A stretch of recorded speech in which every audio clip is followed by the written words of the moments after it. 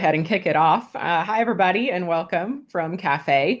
I'm Rachel Nethery, and I'm a Cafe team member. And in today's seminar, we're going to be talking about conducting causal inference in the context of spatial data, which is ubiquitous in the environmental health field. And we're lucky to be joined by two experts on the topic of causal inference with spatial data, Sophie Woodward and Sal Balkus. Both of them are fourth-year PhD students in biostatistics at the Harvard School of Public Health. And thanks so much, Sophie and Sal, for leading our seminar today. Just in terms of logistics, as Sophie and Sal are presenting, please feel free to put any questions you have in the chat, and we'll aim to use a few minutes at the end to do a Q&A session where they can address any questions that are put in the chat. We'll also be recording this seminar and plan to post it within a few days on the Cafe YouTube site, and we can also distribute Sophie and Sal's slides there. So thanks again, Sophie and Sal. Please go ahead and take it away. Thanks so much, Rachel, for that kind introduction. And thanks everybody for joining us today. We're excited to talk to you about spatial confounding and interference in environmental health. So maybe I'll start with some background and motivation. Studies of environmental exposures on human health outcomes often rely on observational data that is spatially indexed. And the geographic structure of these data can introduce complex spatial dependencies as well as opportunities. Correctly identifying and accounting for these biases is essential to avoid bias in environmental health studies. Now, let me clarify what I mean by spatially indexed data. By this, I mean that the rows of your data set correspond to spatial geographies, such as counties, points in space, or image pixel data. So if you work with this type of data, some of the stuff we'll talk about today may be relevant to your own work. And let me also provide some examples of spatially indexed exposure data in environmental health.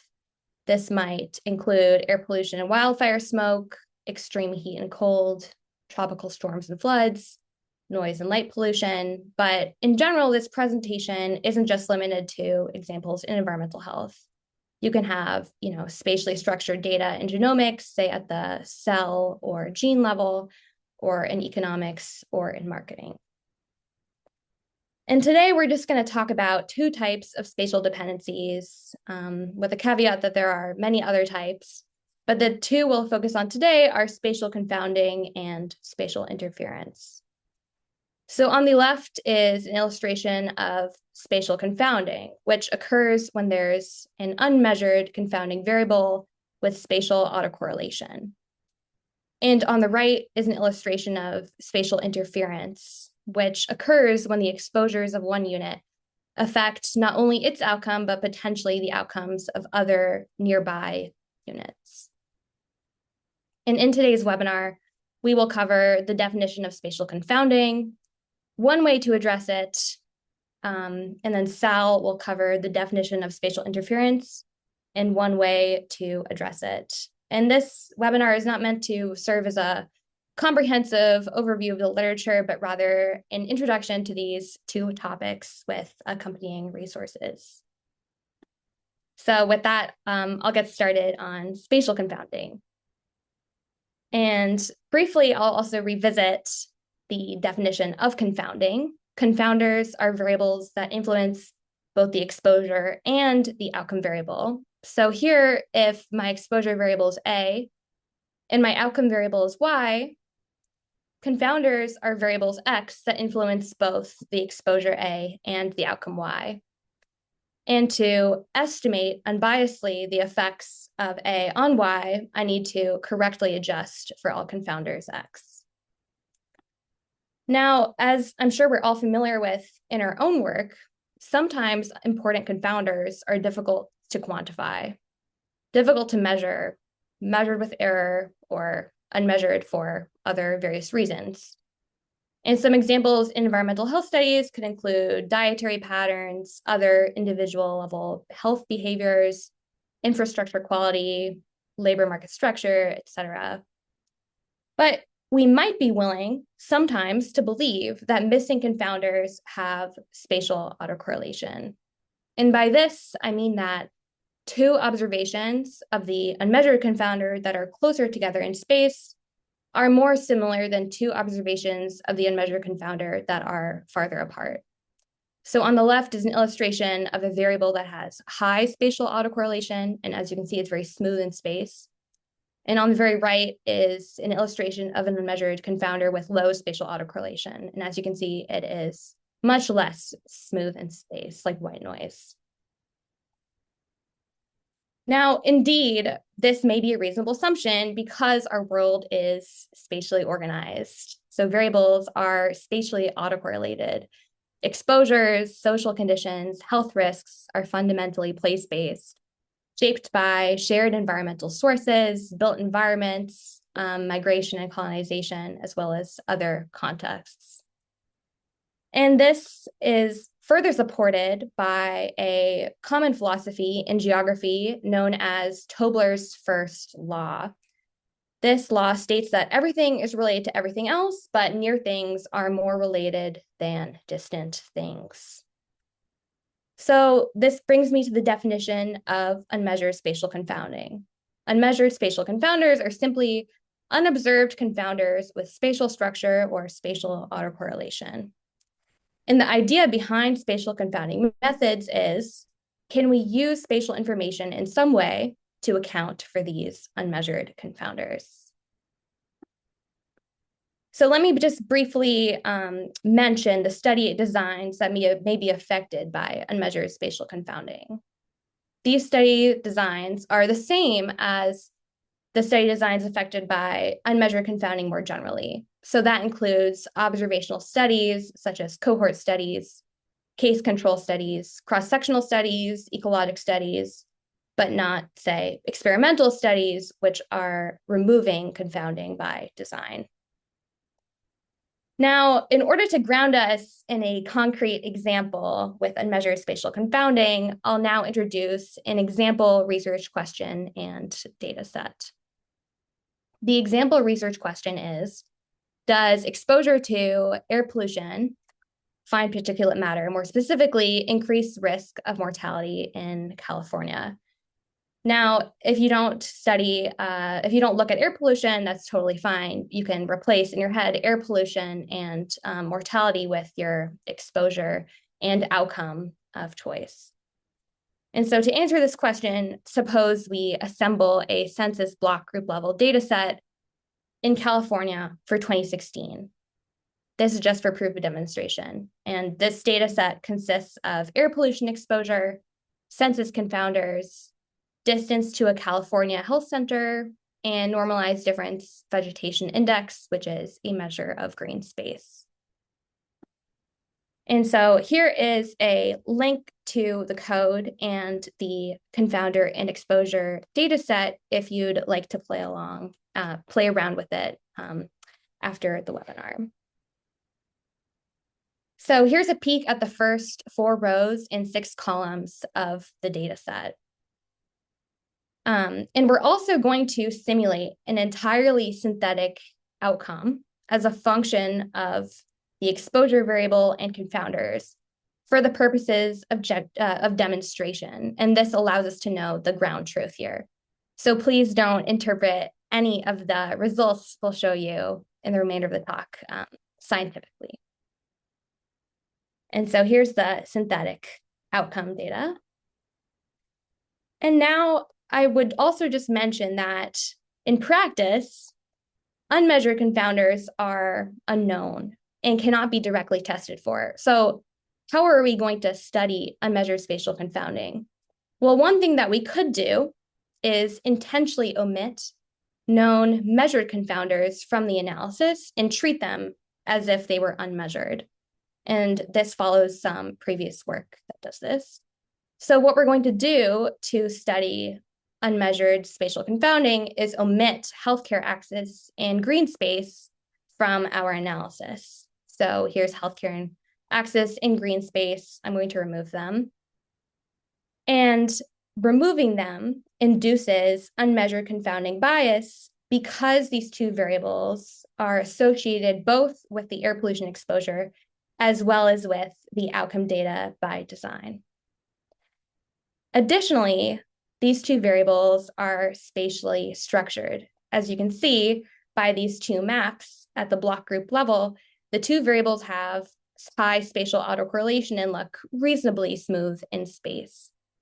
And so we conclude that healthcare access and green space are now unmeasured spatial confounders in our study. So the question is, how can we use spatial information to adjust for the unmeasured confounding bias?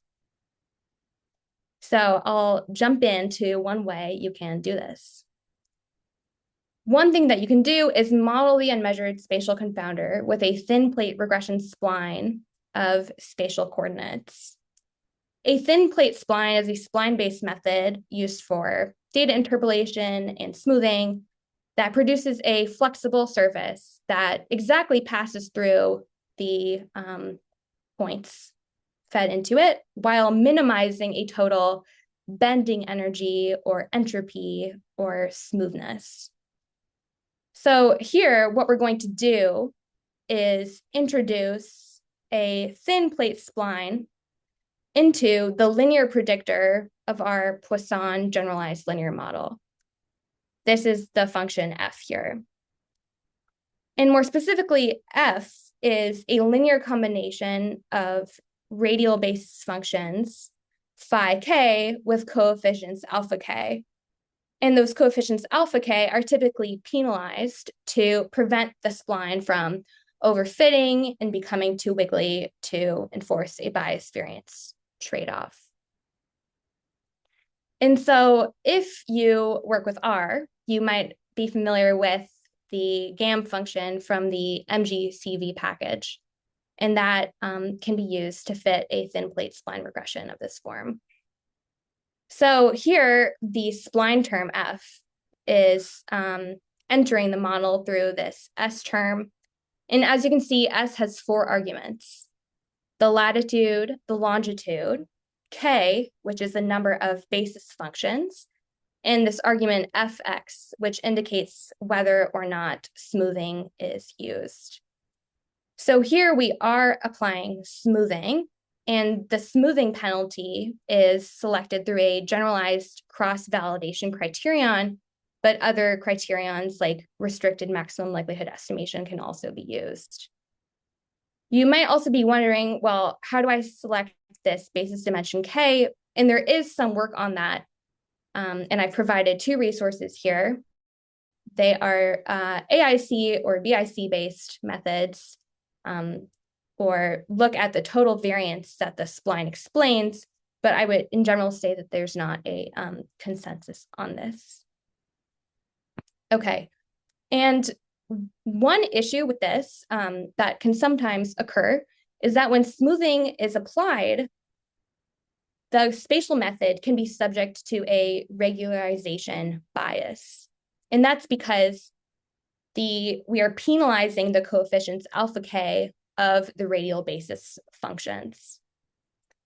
So one solution here to address that additional regularization bias is to remove the smoothness from the exposure variable itself before fitting this model. And so that's what a relatively recent method called Spatial Plus suggests to do. Spatial Plus is a 2-stage method. And in the first stage, exposure is regressed on a thin plate spline of spatial coordinates, latitude, and longitude. And from this regression, the residuals are extracted, which represent a spatially detrended exposure variable. And in the second stage, the outcome is regressed on the residuals from the first stage, not the original exposure variable, the covariates, latitude, and longitude. And you report the coefficient of the residuals. And the idea here is that the regularization bias in the spatial method that comes from smoothing in this regression hardly biases the coefficient of the residuals because they're spatially detrended. So let me just show you what that looks like in R. So again, in stage 1, we have this thin plate spline regression of the exposure on spatial coordinates. We extract the fitted values and the residuals. And before moving on to stage 2, let me just show you what these look like on a map. So on the left is air pollution exposure in California in 2016 at the block group level. In the middle are the fitted values from the thin plate spline regression, which represent the smooth spatial trend in air pollution. And on the right are the residuals, which represent the spatially detrended air pollution exposure, and these are much less smooth in space. Okay, and so stage 2 takes the residuals from that first stage model and replaces exposure with the residuals in the outcome regression. And finally reports the estimated coefficient of the residuals. So I'm just going to briefly walk you through some results, more specifically point estimates and confidence intervals. And 2 caveats here. First, that because I'm estimating just on one data set and not, say, averaging over thousands of simulated data sets, the point estimates won't perfectly match the truth. And the second caveat is that, as I mentioned earlier, the outcome is fully synthetic, so none of these results can be interpreted scientifically. Now, the ground truth, which we know because we've simulated it, is 0.05. In an Oracle generalized linear model, which correctly adjusts for the missing confounders, NDVI and healthcare access is able to recover the truth pretty reasonably. Now, a non-spatial generalized linear model that does not adjust for these 2 variables and does not perform any spatial confounding adjustment is indeed subject to unmeasured spatial confounding bias, and its confidence interval does not cover the truth. Now, the third method from the top is this spatial method, which is the 1-stage procedure, which is a thin plate spline regression of the outcome on spatial coordinates, exposure, and covariates. And as you can see, the confidence interval does indeed cover the truth. And lastly, the point estimate of the spatial plus method here is even closer to the truth. It won't necessarily always outperform the spatial method. But recall that the 2-stage procedure can sometimes deal with the regularization bias that the spatial method is susceptible to. Nevertheless, both of these methods result in wide confidence intervals, and this is because the thin plate spline is competing for variability with the spatially smooth exposure variable. I'm just going to briefly mention some other spatial confounding methods as I wrap up the end of this section. So there are several methods linked here, which include geoadditive structural equation modeling, spectral adjustment, causal machine learning methods, instrumental variables methods. There's some really nice reviews. There's a benchmarking data set that lets you evaluate your own method. And I also mentioned that basis selection for thin plate spline regression has been studied. There's some limited emerging work considering spatial confounding and interference simultaneously. Sal will talk about interference next. And lastly, we're gonna, I guess here today, we only focused on one definition of spatial confounding, which is unobserved confounders with spatial structure. There are some other definitions of spatial confounding in the literature, and we don't touch on that today, but there's some nice descriptions of how those differ. Here are some also more results, and we provide the code to implement these other models in the GitHub link. And then briefly, I'm just going to mention how some commonly used methods differ in the way that they use spatial information and their ability to address unmeasured spatial confounding bias. Now, one common approach you might take is to include fixed intercepts at the area level, say the zip code or the county or the tract. And so spatial information here is encoded through area or cluster membership. And This reduces bias from unmeasured confounders that are constant within areas. But it can also be high variance and does not address within area spatial confounding. Now, to address that high variance, you might instead include random intercepts at the area level, which indeed reduces variance, but can be subject to some small bias in finite sample, even if the unmeasured confounder is constant within areas. And this bias is directly related to the variance of those random intercepts, in fact. The third thing you might do is fit a conditional autoregressive model like a BYM or BYM2 model. And this model encodes spatial information through adjacency structure. And if your unmeasured confounder is aligned with the graph in a certain way, namely your unmeasured confounder is highly correlated with the first few eigenvectors of the graph Laplacian, then the bias can be reduced. And the fourth thing you might do is fit a Gaussian process model. And recent work has shown that this can indeed produce statistically consistent estimates if the unmeasured confounder is continuous in space. So that is just a brief description of common methods. Now, you might be wondering, how do I know if spatial confounding is present in my study? The disappointing answer is that you don't, because there's no way to test for unmeasured confounding in general. But one thing that you could do, and is relatively common in practice, is to fit a non-spatial regression model and investigate spatial autocorrelation in the residuals, for example, by mapping the residuals or computing the Moran's I statistic, one measure of spatial autocorrelation. But the caveat to this is that spatially structured residuals may not indicate unmeasured spatial confounding. They could arise from other phenomena such as model misspecification. So it's important to proceed with caution.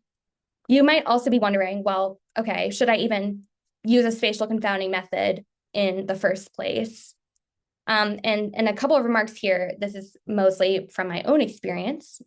First, you could just treat it like a sensitivity analysis and report how robust your estimates are to a spatial confounding adjustment.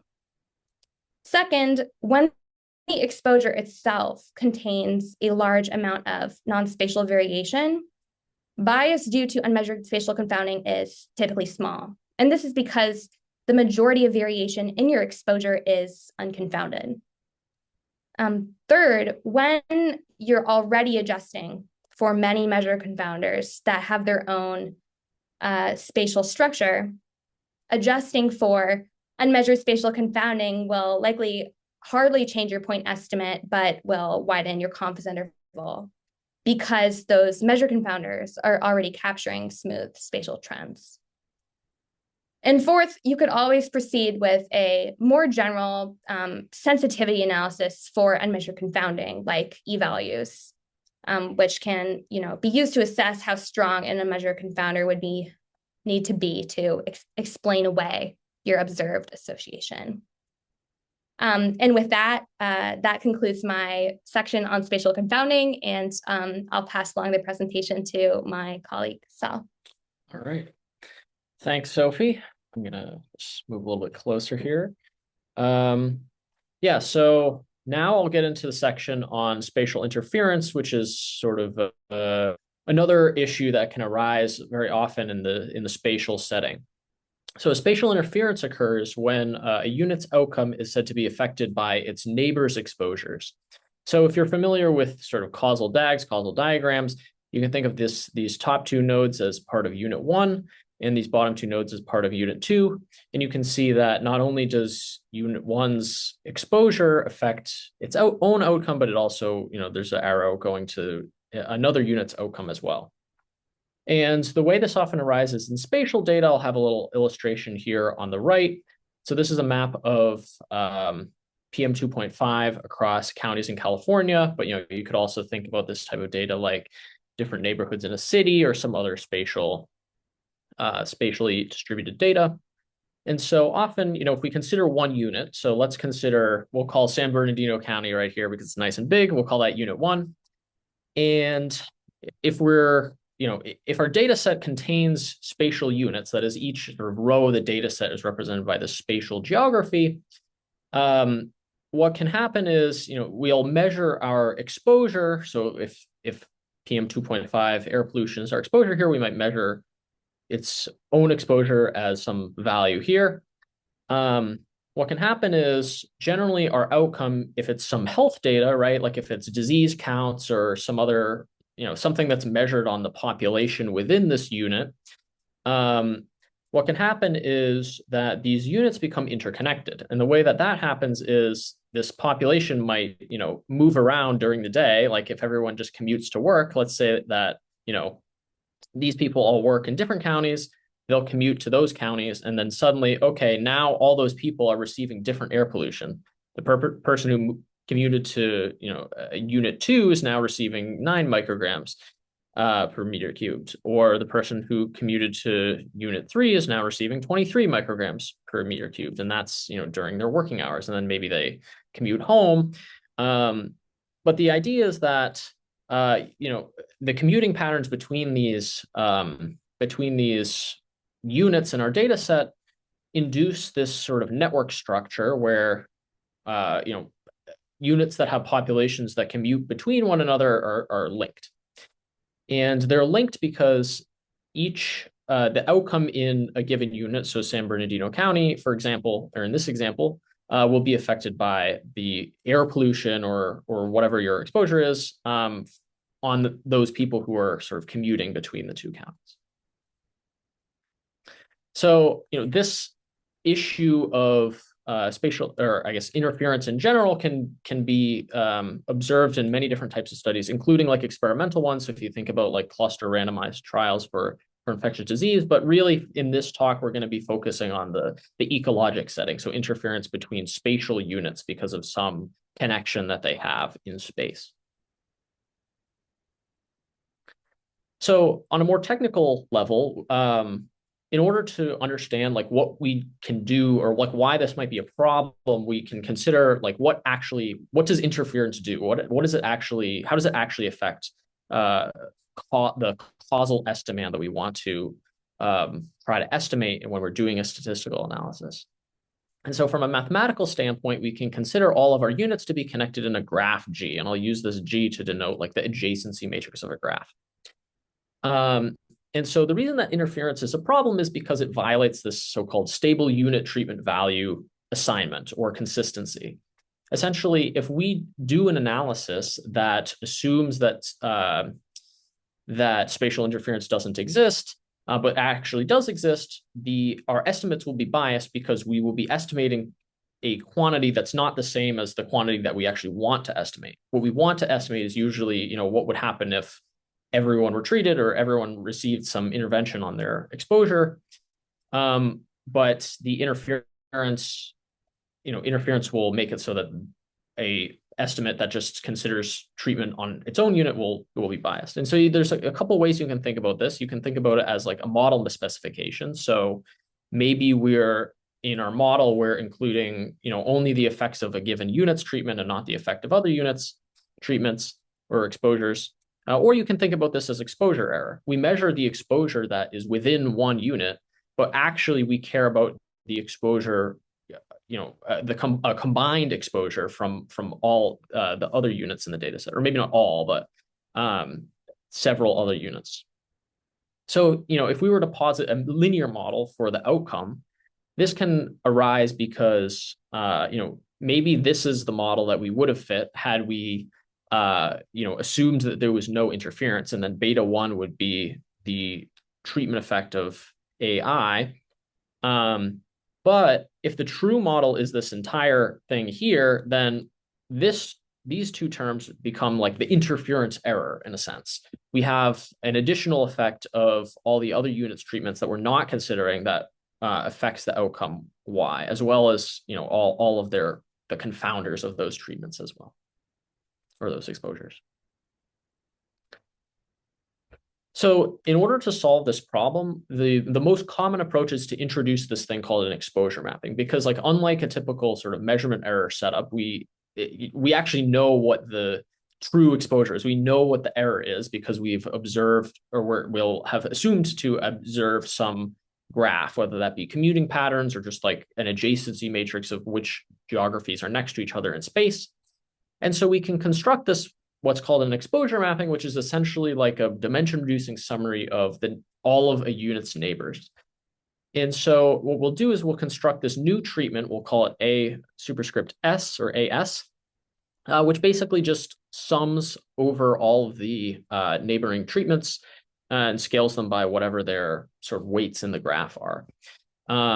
Or you can think of other summaries as well, but for a linear model, this is going to be the most relevant because we're assuming that everything is linear.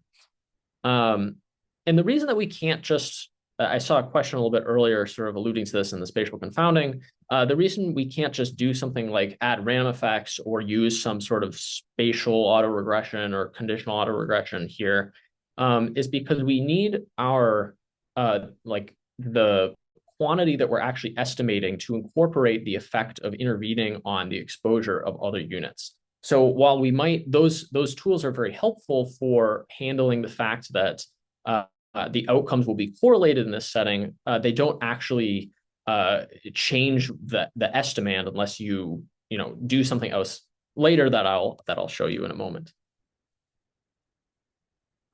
So in general, if you're familiar with causal inference, you might be familiar with some methods like IPW or inverse probability weighting, or outcome regression, or these doubly robust methods that basically like take an outcome regression and augment it with a propensity score. That's called AIPW.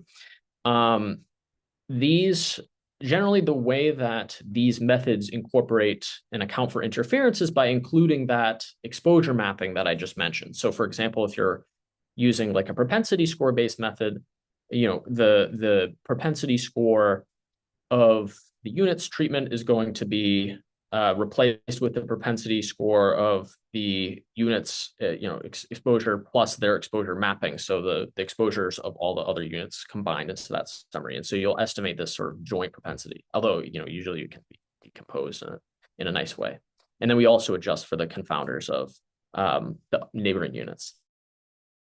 Similarly, for the outcome regression, we'll fit a model that conditions on this exposure mapping as well as its own units exposure, as well as the confounders. And so in this way, these models basically just you're adding in the exposure mapping as another variable and adding in the confounders of these exposure mappings, or confounder mappings, you might call them, into the model as well. And so, and then there's also like, you could do this in a Bayesian way too, where you are, putting priors on those. And so today I'll talk about a little bit about outcome regression. What if I just want to do this by fitting some sort of linear model in a sense? What's the simplest possible way that you can adjust for interference in an analysis? And that's what I'll go through momentarily. So before I get into that, when you fit an outcome regression and you report like a regression coefficient, the reason that we're generally interested in doing that is because it represents this statistical quantity, which is a little bit long, but it's basically like measuring the contrast between what would have happened had everyone received a exposure that is increased by 1 unit versus like what was observed. If you take in your linear regression 101 class, you typically learn the interpretation of this beta coefficient as how the outcome changes corresponding to a 1 unit increase. I'm going to call this a modified treatment effect, which draws from some other causal inference literature. It's not too important. It's just what I'm going to use to denote this estimand that we want.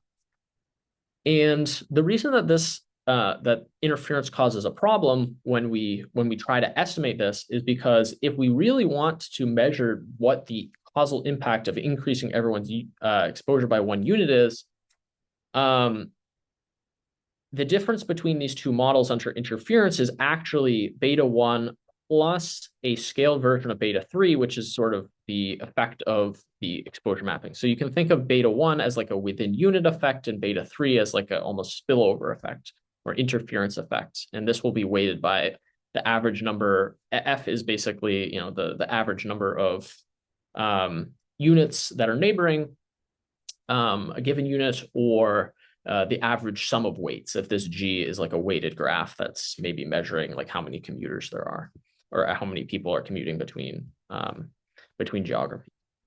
And so really what we want to do is estimate this statistical quantity in order to obtain unbiased estimates. And you can see this as sort of like basically just adding an interference adjustment to this beta 1 term. So how do we do this? Basically, I'll just walk through a very simple analysis of how you do this and perform statistical inference on the final quantity. So I'm going to take the same semi-synthetic data set that Sophie used earlier. We're going to ignore the spatial confounding for now and just not use those variables. And we're going to augment it with this, with a commuting network. And so specifically what I'm going to use is this data from the Longitudinal Employer Household Dynamics, or LEHD. This is a product from the Census Bureau. Basically what they do is I think they use like IRS data or something like that. And they basically just say, okay, we're going to collect the number of people who live in a certain area and then commute to work in another area. And they collect all this data, and then you can aggregate it into basically this network where each edge represents like how many people are commuting between these. And so there's this paper by D'Souza et al. You can take a look at this if you are interested in learning more about how to use this data for environmental studies.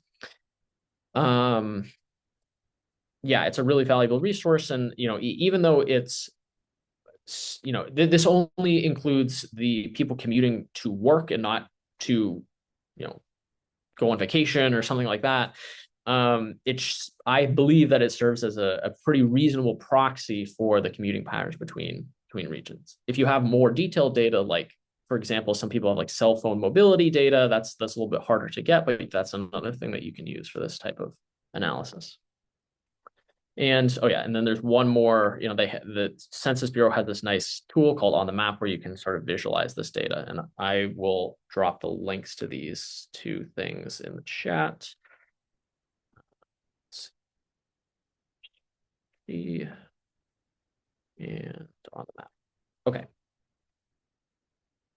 So the method that I'll sort of present here in order to estimate these effects that account for interference, it's a 4-step process, and it comes from this working paper that I'm currently sort of in the middle of preparing. It'll be on archive, it's soon-ish. But basically, the procedure for estimating this interference adjusted modified treatment effect is, first, what we'll do is we'll create this sort of augmented data set where we take our treatment vector or exposure vector and our confounders and multiply them by the matrix G to form these augmented columns that basically account for the neighbor's exposure and confounders.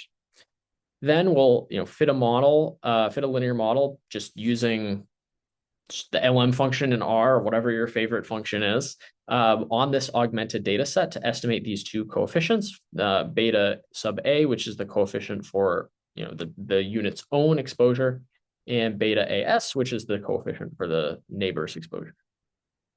Then we'll estimate the mean of friends, or the mean of sum of neighboring weights, by just taking the empirical mean of the whole graph, and then we can compute this plug-in estimate that will represent the effect of increasing everyone by 1 unit. So we get the same, or everyone's exposure by 1 unit, and so we get the same interpretation that we would in a typical linear model.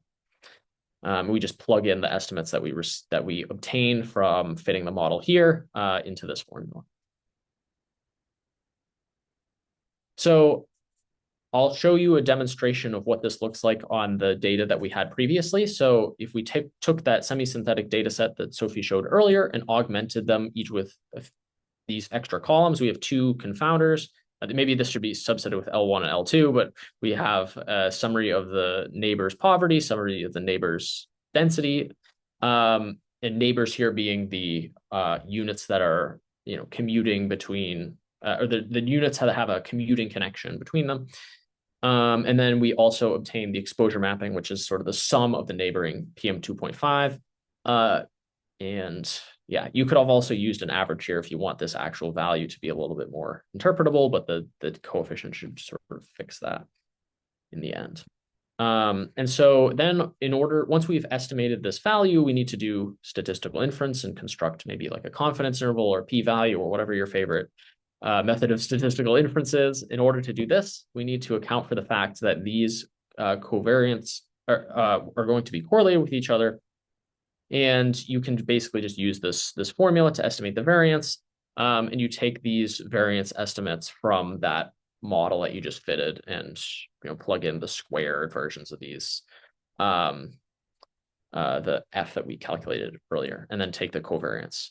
This you can just extract from like the covariance matrix of the linear model, and then you can construct your 95% confidence intervals the same way that you would normally.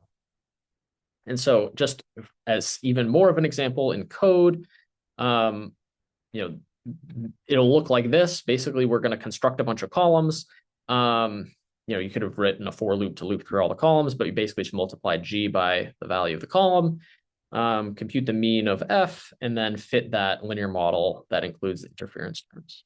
And then we can extract those coefficients from our model and plug them into the formula, and then take our variance covariance matrix. And you can even use, like, you could take it from the model. Here I'm using a heteroscedastic consistent version, so that's something I'll touch on later. This method's nice because you can sort of use all those other standard linear model tools and estimate the variance using this variance covariance matrix. And so just to display sort of what the results of this synthetic data experiment are, we can see that if we had ignored interference and just fit a linear model without those extra terms, without that augmented data set, we would have had an estimate that is not only much more biased, it's actually about like half the size of the true ATE. It also has a larger variance around its mean compared to the method that accounts for interference. So even though, I just want to emphasize here, even though that you are introducing correlation by including interference in your model, that is actually not always, but it can be offset by the fact that you're including more covariates that reduce the variance of Y, because you're explaining more of the variance in Y that's accounted for by the interference from other units. And so, accounting for interference is going to eliminate that bias and can increase precision. Usually, in my experience, it might not always do both, but it will do at least one of these and possibly both. And so the nice thing about this really is that I showed you an example that's just a main terms linear model, but you can sort of adapt this very easily to other settings. So if you have heteroscedasticity, you can use the sandwich package to get your variance estimates and everything's the same. If you have, you're probably going to, because this is spatial data, there's probably going to be correlated errors. So you can handle that correlation however you want. You could use random effects with the LME package, or you could use some spatially autocorrelated model. Although I've never seen this done, you could theoretically add spline terms for these to adjust for these confounders. So for example, that spatial and spatial plus methods that Sophie mentioned in the first part of the presentation, if you wanted to account for unmeasured spatial confounding and interference at the same time, you could add that spline term to the model as long as you're preserving the linear model.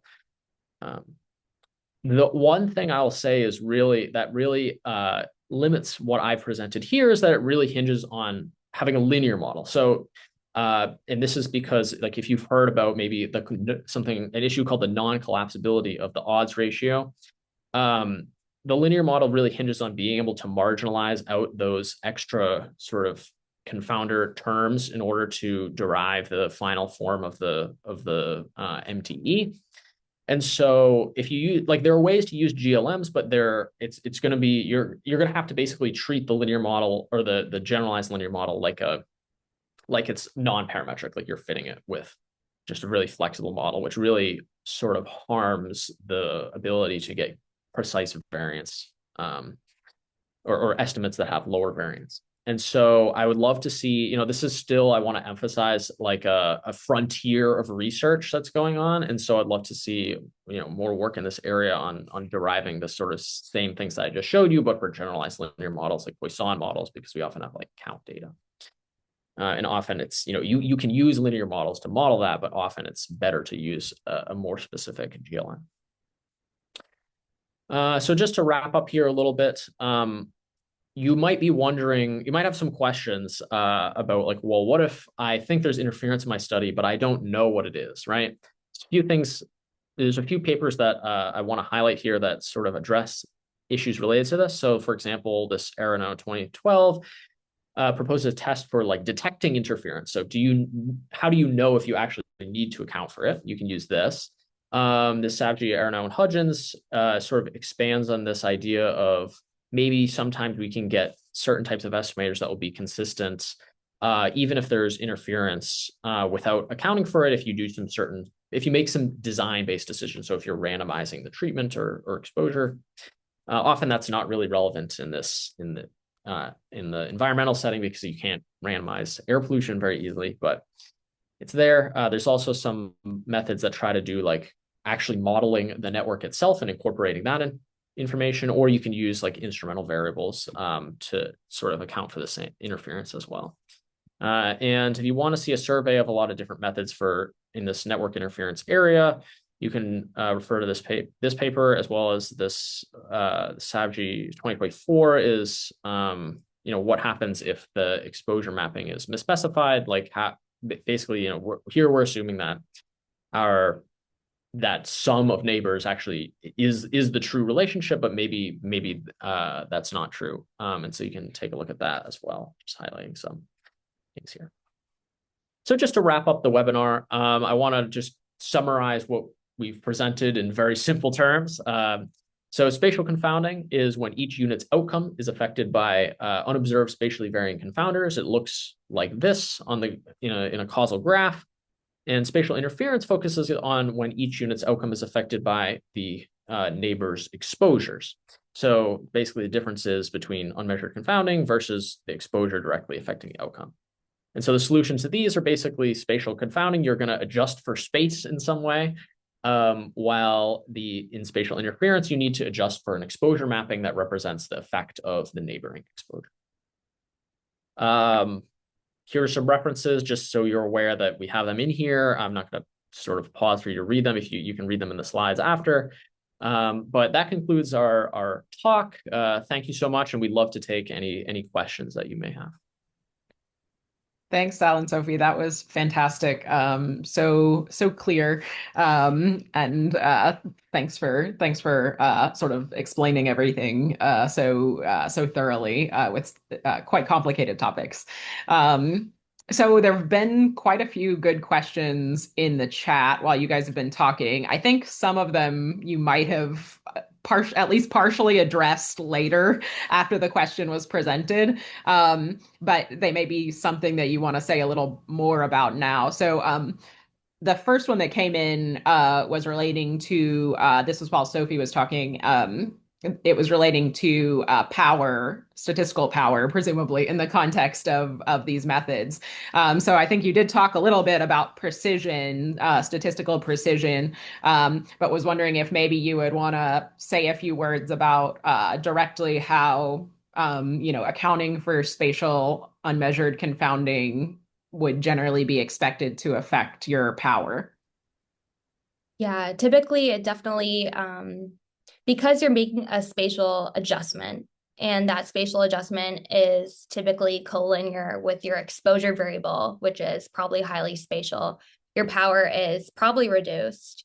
One thing that you could do if you're using one of these spline-based methods is plot the exposure estimate and confidence interval as a function of the number of basis functions you're including in the thin plate spline regression. And why would you do this? Well, because as you adjust for more and more basis functions, as your K in that thin plate spline increases, you are essentially, removing variability from the exposure and reducing power. But the advantage is that you would potentially be able to capture the bias from the unmeasured confounder more. And then conversely, as you decrease that K parameter, the number of basis functions, you would be potentially more susceptible to the unmeasured spatial confounding bias, but have more statistical power. So I guess that's one thing you could do, but everything comes with a cost, I guess. Yeah, that makes perfect sense. And actually, just to follow up on that, I'm curious if there's a reason why thin plate splines are the default here, and if there has been consideration of other penalized regression splines in the context of these spatial confounding models. Yeah, that's a great question. And I think, you don't have to use a thin plate spline basis. Like one thing you could do is just take any spatial basis. I'm gonna say a hierarchical spatial basis whose elements are ordered by some measure of spatial smoothness. So for example, a graph Laplacian is the degree matrix of a graph minus its adjacency matrix. And it's well known that the eigenvectors of a graph Laplacian matrix are ordered by a notion of spatial smoothness. So instead of using spatial basis functions, you could replace those spatial basis functions with eigenvectors of a graph Laplacian basis instead. I guess maybe that's one way to answer your question. Yeah, makes sense. So I think you did sort of address this later in the talk after it was asked, but several people seconded this question. So just do want to raise it again in case you wanted to say anything else about sort of why you wouldn't just run a spatial lag or spatial error model to account for unmeasured spatial confounding. I think somebody mentioned that these spatial lag or spatial error models are very similar to the conditional autoregressive models that you talked about in your little table towards the end of your talk. But just wondered if you wanted to sort of reiterate for, since it was something that a lot of people seemed interested in, sort of why these types of models wouldn't work for adjusting for unmeasured spatial confounding in general. Yeah, this is really a hot topic. And I guess what I would say is that in 2010, a paper by Hodges and Reich showed that fitting a spatial error model is equivalent to introducing additional, what they call canonical regressors into a linear model and imposing random coefficients on these additional regressors. These additional regressors are the eigenvectors of your spatial error matrix. And so, I guess the conclusion from this is you are in a approximate kind of way adjusting for these additional covariates, which are actually relatively spatially smooth. And so if you have an unmeasured confounder, which is collinear with these canonical regressors, it's actually being adjusted for, albeit imperfectly. And I have a recent paper on arXiv on this topic. But I guess that this is, my way of trying to say that if your unmeasured confounder aligns with the eigenvectors of your spatial error matrix, these spatial error models have the potential to reduce bias somewhat in finite sample. Yeah. Oh, sorry, spatial lag. Oh, okay. Yeah, I'm actually not sure about the answer to the spatial lag question. Yeah, I'm also not. Okay, thank you so much. Let's see. So another question that that came up during the interference talk, which I think also was somewhat addressed by Sal towards the end of his talk, was do we have any hint when spatial confounding and interference show up jointly? imagine this could be the case in many applications, and I think you hinted at maybe how that could be addressed if both are present. But is there a way? I mean, I don't know if there's any sort of empirical way you can sort of look for both at the same time, but you could certainly try to assess empirically, I imagine, whether they're like each separately present. Yeah, from my point of view, I think there's no problem with, just look at them both separately and they might both be there. I would say, if interference is present, or at least in this sort of spatial setting, like I don't want to say like it's likely, but like it is logical for both of them to appear together. So if you're, but I do want to emphasize that like the spatial confounding is more, I guess, on the side of like we're actually using this as an opportunity to adjust for or to eliminate confounding bias, whereas interference is more like this. There's a problem here that you need to adjust to obtain the right estimand. But yeah, I mean, you definitely can combine these two methods together, I think, to adjust for spatial confounding and interference at the same time. Yeah, I mean, that's a really cool next step for research, I think. So somebody just got their dissertation topic idea. Yes. Maybe one last question that I had is related to sort of how we could account for these things in broader modeling contexts. Like, for instance, these days, a lot of people in causal inference are interested in these like data adaptive machine learning methods. And maybe some of the references that you included covered it, but are there ways to account for these things with more modern machine learning methods? Yeah, do you want me to go first? So for the spatial confounding, definitely. I mean, if we go back to this slide, I don't know if we can go back. If we go back to this slide where I mentioned this, yeah, so like these doubly robust methods, I think are very popular in causal inference. So like I done work on this for the continuous treatment effects with the modified treatment. And generally, just to describe a little bit more about this approach, I mentioned you'll fit a propensity score or an outcome regression in the continuous setting. This will be like a density ratio type thing, and you'll fit machine learning models that account for these. And what ends up happening is you can't just identify the estimand by like a regression coefficient anymore because you're fitting something that's really flexible. But what you'll do is basically take take the mean of this and then sort of adjust the residuals of that outcome regression using this propensity score or density ratio. And then to adjust for the fact that you now have a bunch of correlated variables, you need to do an adjustment where it's hard to describe in words. So you can read the math in the paper, but you're basically, it's like a correlated data variance adjustment where you sort of multiply or compute like a product with that adjacency matrix G that I mentioned. And you need to center like all of the outcome regression predictions using the mean within like the number of neighbors that you have. And so like you could fit that. That's what I was sort of trying to emphasize with the GLMs at the end. Like you could do that if you have like a Poisson model, right? Like you could do that with a Poisson model, but now you're treating the Poisson model as if it's like a machine learning model that is a black box and you don't know what we're doing, and that makes things a little bit more inefficient. But adding the flexibility of the outcome regression fit with machine learning can sometimes overcome that issue as well. So there's pros and cons.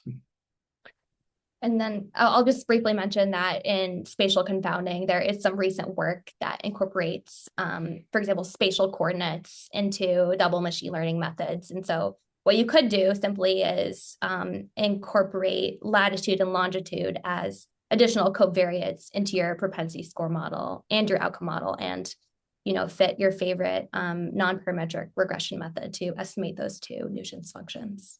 Yeah, makes perfect sense. Okay, I see we're a little over time, but thank you guys so much for the fantastic presentation and discussion. I learned so much.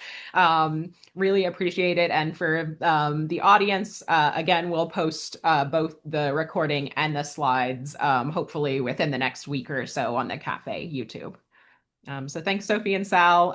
Everybody take care. Thanks. Thanks everybody for Yeah. joining. Thank you.